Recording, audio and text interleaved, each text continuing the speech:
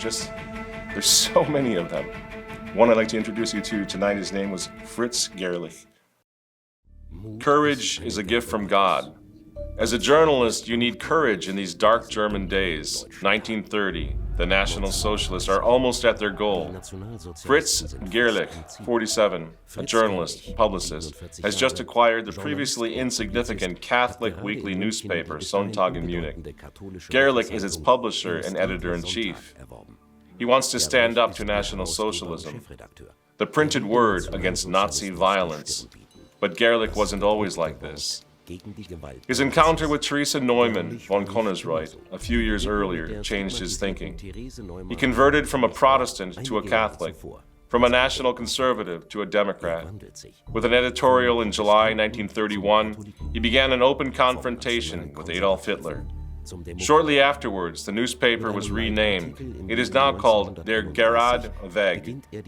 Gerlich now attacks Hitler more fiercely than any other journalist. He provokes, he prophesizes. In 1933, Hitler is chancellor, and thus has reached his goal. Gerlich's fight is more bitter and uncompromising than ever, but he is losing this battle. The evening of March 9, 1933, Fritz Gerlich is in his office. He could have fled, but he didn't. The brown shirts storm his newspaper office. Rage, devastate, brutally beat Gerlich and arrest him. He spends months in a tiny cell in the prison on Munich Street. Again and again, he is beaten, interrogated, and urged to commit suicide. But he accepts his fate. He reads the Bible. He prays. The night of June 30th to July 1st, 1934, Hitler wants to eliminate his opponents once and for all in the night of long knives. There is a death list, and Gerlich is at the top of that list. He was taken to Dachau concentration camp, where he was shot along with other Catholic prisoners. His body was cremated, and his ashes were buried anonymously in a Munich cemetery. Fritz Michael Gerlich, not an easy man, but an exceptional man. Someone for whom faith in God was more important than life itself. All right, I know what you're going to say, those of you who want to say that Hitler wasn't that bad. You're going to say that Fritz Gerlich was probably a communist sympathizer, like von Stauffenberg and Sophie Scholl. So they say. That's just nonsense in all three cases, but Gerlich especially have proof of it. As a young man, in fact, he had opposed the Russian Revolution publicly, and then later on co-founded the German Fatherland Party in 1917. So he was opposed to Nazism and communism. In 1919, he published Communism as the Theory of the Thousand-Year Reich, wherein he denounced communism, and also in that book there's a chapter in which he denounces anti-Semitism and exposes it as a problem. Gradually, he became more critical of Adolf Hitler as he went along. First, he was sort of enamored with him. Then he becomes more critical when he realizes what this guy's actually all about, which sounds a bit familiar, doesn't it? And then he was ordered finally. He got so sort of fixated on this rising National Socialist, the Nazi Party, that his editor lost patience and finally tells him, Fritz, buddy, man, you got to stop covering politics. I want you to go out to Bavaria, and I want you to do a piece exposing this fraudulent little peasant girl who claims to have the stigmata and claims to be living on the Eucharist alone for food. Now, this was the beginning of the end for Fritz Gerlich, the Calvinist who visited Konnersreuth to prove that Theresa Neumann was a fake, but then returned home absolutely convinced of her holiness, that she was not a fake. And soon thereafter, Fritz Gerlich converts to Catholicism. Now, I was in Konnersreuth in 2003, and I got to tell you, I understand exactly what happened to Fritz Gerlich when he went there.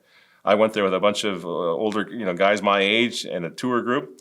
We kind of went into the home of Theresa Neumann skeptical, and we came out the other side with tears in our eyes. There is no question of the veracity of this amazing Catholic mystic. Now, the conversion of Gerlich is so important to this story, right? Because this is the thing. When he becomes a firm Catholic, there was no swaying this man. There was no backing him down. And he was married, children, the whole bit, right? He had a lot to lose. And he publishes 2 books finally defending the authenticity of Theresa Neumann, who had had this huge impact on him.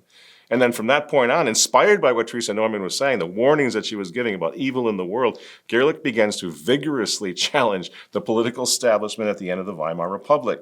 So he was critical of both the extreme right, the Nazi Party, and of course the extreme left, the Communist Party. Right where we would be if we were there. Right where we are today. So as a Catholic, he was not on either side of the politics of his day. Catholicism and the rights of God, on the other hand, came to matter most to this man. While the mystic, again, Teresa Neumann, inspired him to stay the Christian course no matter what, and that would cost him his life. He published an article denouncing Hitler's racism, saying that he was probably a mongrel, mocking him publicly, suggesting that maybe there was something a little weird going on between Hitler and his pretty little niece, and then who was later murdered. This guy was laying it all out. He was just hitting that hornet's nest, right?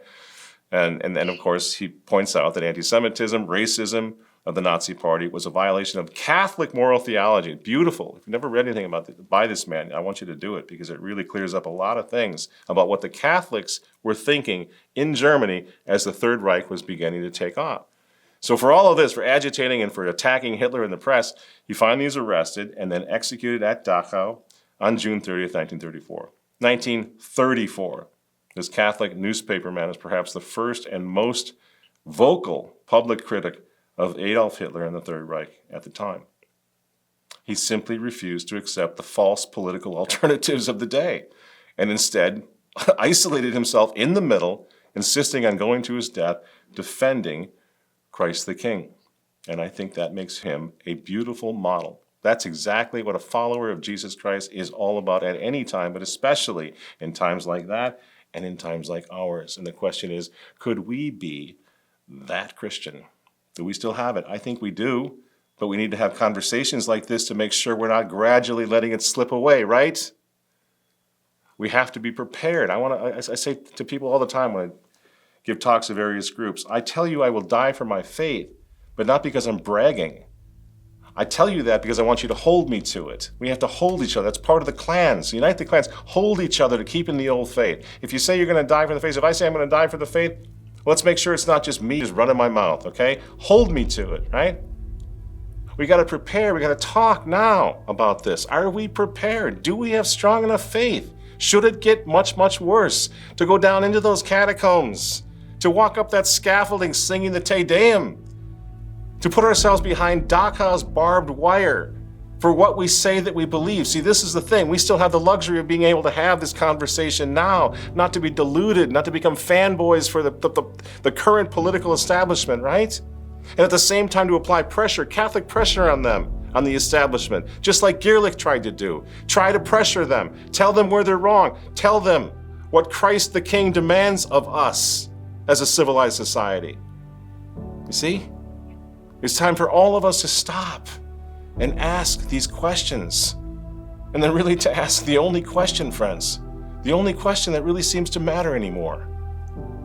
When the Son of Man returns, will he find faith? Well, will he?